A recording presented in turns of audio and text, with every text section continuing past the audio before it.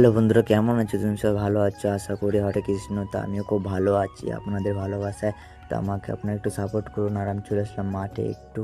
তো মাঠেই কাজগুলো করতে হবে, জল আলুতে টানতে হবে মাটি। তো মাটি টানার জন্য আসলাম এখানে। আসলে যে কি দাদা বাবা টানছে, তো আমি একটু টেনে তারপর বাড়ি যাচ্ছি এখন। তো ভাবলাম একটা শ্যুট করে দিয়ে যাই, ভিডিও ছাড়তে হবে আজকে একটা। তো ভিডিও ছাড়া হয়নি এই করে।